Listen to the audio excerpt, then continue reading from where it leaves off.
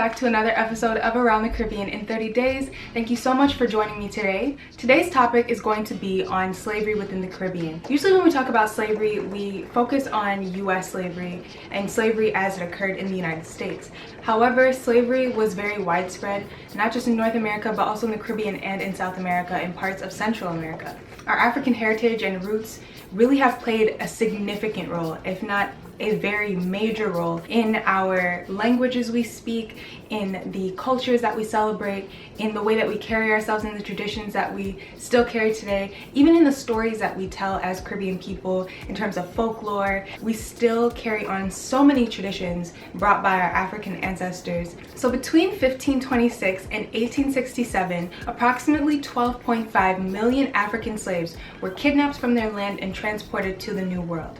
Approximately 10.7 million of that 12.5 million survived the Middle Passage and actually made it to the New World. That means that approximately 2 million African slaves did not make it between being kidnapped from Africa and making it to the New World, and so they died during the Middle Passage. It was probably the most gruesome parts of being transported from Africa to the New World. The slaves were packed like sardines underneath the ship in what is called the slave deck. They were chained, they were starved. Epidemics ended up spreading throughout the slave ships, and many slaves caught dysentery, smallpox, fever. Mothers were separated from their children and husbands were separated from their wives. People committed suicide. Many people were killed as a result of disease and also as a result of brutality. Approximately 450,000 Africans were shipped to North America over the span of the slave trade. Brazil received approximately 4.86 million Africans who were primarily from Angola. And what's important to note is that when we say that they were from Angola,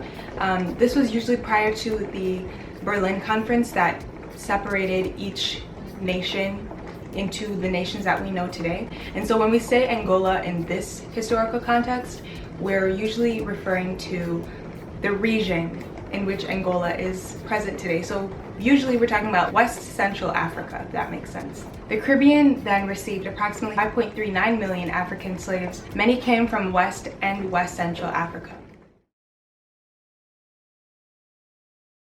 The major crop in the Caribbean was sugarcane. Sugarcane was an incredibly sought after crop because from sugarcane comes sugar. Sugar was used in everything, and so sugar became an extremely important export throughout the world.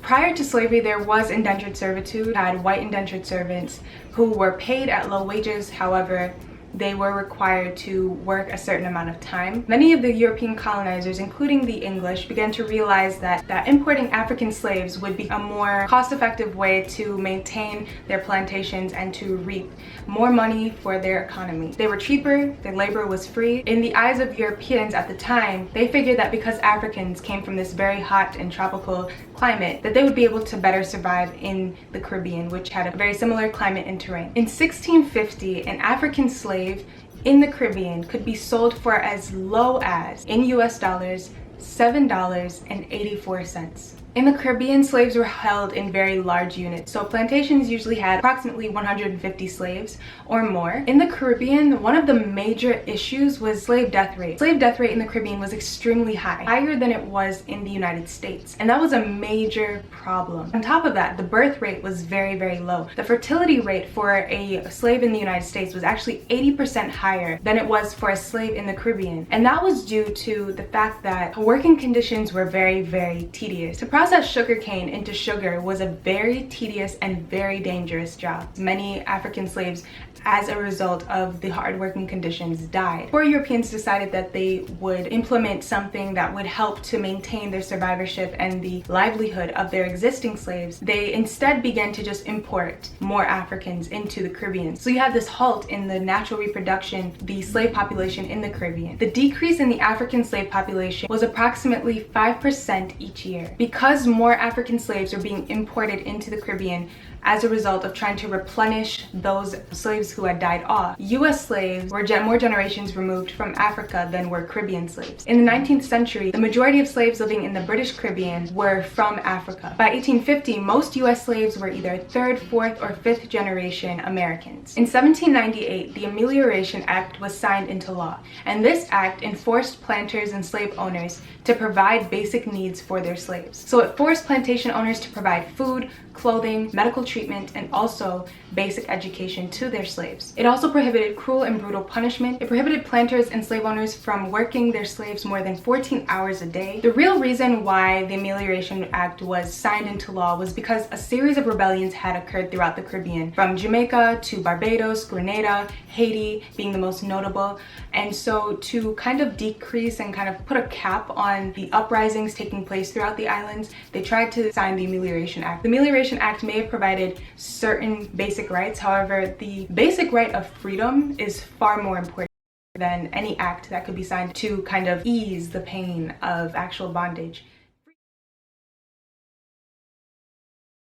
So let's move on to talking about plantation life. Many plantation owners gave their slaves the Sundays off. While many were Christians, many others brought their traditions and their religious and spiritual beliefs from Africa. Bringing their own traditions and unique spiritualities and beliefs actually became something that greatly impacted the Caribbean as we see it today. Spiritual beliefs such as Obia, Voodoo in Haiti, you have Santeria, all of these different things actually accumulated after many of the slaves were brought to the Caribbean, and as slaves were introduced to Christianity and were also carrying on their own specific traditions. During Sundays, many slaves used this time to cultivate their gardens that they were granted as a part of their plot of land. And so this garden they would use to grow produce such as plantain, sweet potatoes, and yam. And yes, I did say plantain for my non-Jamaicans, plantain. And so they would grow these things in their gardens to provide for their families, and they would also grow these things so that they could go to market and sell them and make a bit of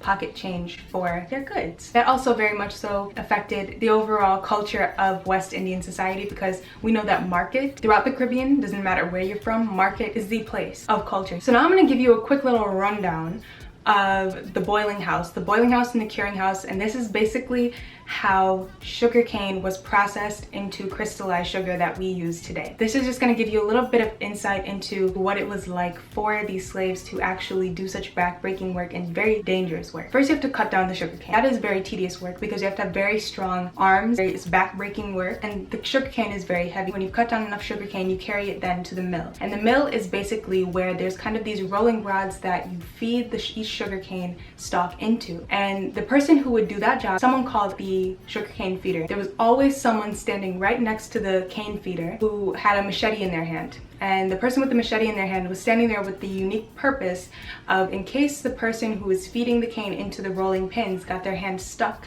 into the pin, there was no way to release it unless you cut it off with a machete. And so after the mill, it goes straight to the boiling house. And so the boiling house is made up of these huge metal vats known as clarifiers. And these clarifiers had the sugarcane juice, they had ashes thrown in, and also lime to help purify it, and it was heated, boiling hot. Hence why it's called the boiling house. It was very hot, and it kind of made this liquid then into a syrup. It took a very skilled individual to be able to work in the boiling house. They were known as boilers. Their job as boilers was extremely important, but also extremely dangerous. Because they worked such long hours and because they worked in such sweltering heat, if they were not careful, there have been many stories in which boilers actually either burned by the liquid or actually fell in. Afterwards, the juice was then heated and moved through a series of vats called copper. These were huge metal basins that basically aided in thickening the cane juice. Then when the sugar was close to crystallizing, it was poured into wooden barrels or clay molds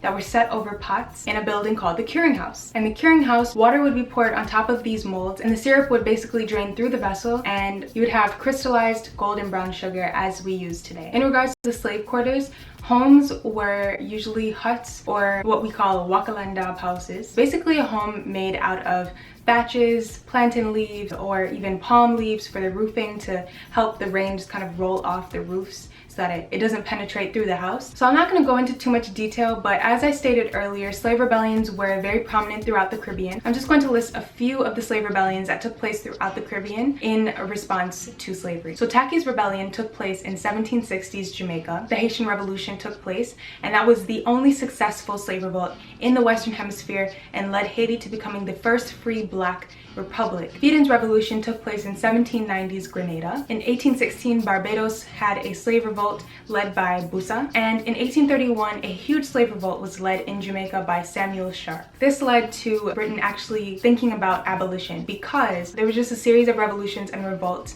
that were taking place throughout the Caribbean, and they could not risk the weakening of their economy and then not being able to export sugar throughout the world. So the British slave trade officially ended in 1807. This made the buying and selling of slaves from Africa illegal. However, of course, though it was illegal, there were a lot of loopholes. For example, the Amistad, if you know the story of the Amistad, I'll leave a link down below if you'd like to learn a little bit more about the Amistad.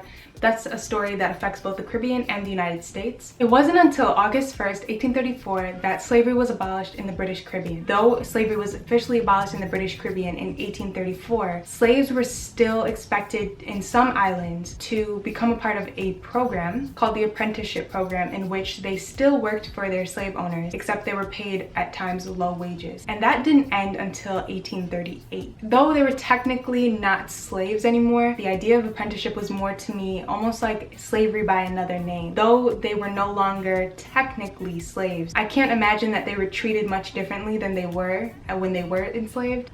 You can't just enslave an entire people for more than 300 years and then all of a sudden 4 years of apprenticeship is all of a sudden now this next level to freedom, when in fact they were not completely free. Former enslaved people did not receive any compensation, which is something that people of the Caribbean are still fighting for today, reparations. They also had very limited representation in legislature. After slavery, indentured labor and indentured servitude was reintroduced to the Caribbean, but this time involved Asian indentures. The effects of slavery on the Caribbean, and as we see ourselves today, has been very drastic. African heritage and history and traditions is greatly infused and embedded in the fabric of West Indian culture and heritage. We are very much so connected to our African roots, and for that I'm extremely grateful. However, the stories and the sacrifices of our ancestors as enslaved individuals throughout the Caribbean is something that can never be forgotten. It's not something that we can just turn a blind eye to and ignore.